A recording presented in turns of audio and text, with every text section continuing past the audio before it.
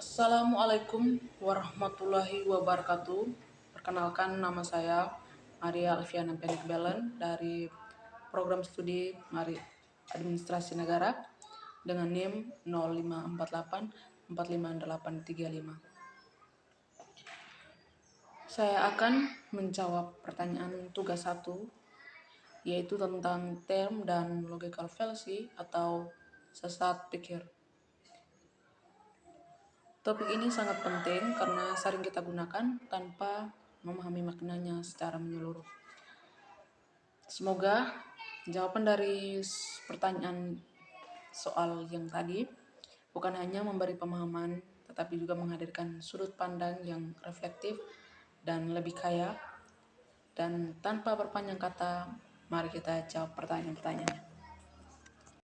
Pada kesempatan ini saya akan menjawab pertanyaan soal nomor 1. Yang pertama, term. Term adalah satuan logika berupa konsep atau pengertian yang menjadi subjek atau predikat dalam suatu proposisi. Adapun macam-macam term, yang pertama yaitu term tunggal atau individu.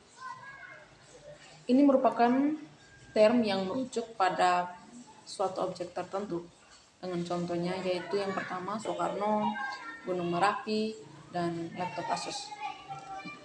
Contoh yang kedua yaitu term umum.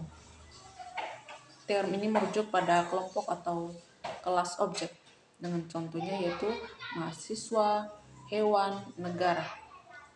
Yang berikut yaitu ketiga, yaitu tentang term konkret. Term konkret merupakan term yang menyatakan sesuatu yang ditangkap oleh panca indera, dengan contoh yaitu meja, air, dan buku.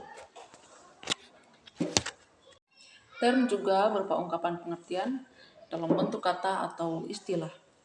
Walaupun masing-masing bagian mempunyai pengertian dan fungsinya sendiri-sendiri, tetapi jika digabungkan hanya menjadi satu konsep dan satu pengertian. Baik, Ibu Tutor dan teman-teman sekalian, mari kita melangkah ke pertanyaan yang kedua dengan soal jelaskan dan berikan contoh sesat pikir atau logical fallacy dan bagaimana agar terhindar dari logical fallacy. Logical fallacy atau sesat pikir adalah kekeliruan dalam penalaran berupa pembuatan kesimpulan dengan langkah-langkah yang tidak sah karena melanggar kaidah-kaidah logika maupun berupa perbincangan yang bercorak menyesatkan karena sengaja atau tidak sengaja memasukkan hal-hal yang membuat kesimpulan itu menjadi tidak sah. Sesat pikir ini banyak sekali macamnya, yang membedakan menjadi dua kelompok besar, yaitu sesat pikir formal atau formal fallacious dan sesat pikir informal atau informal fallacious.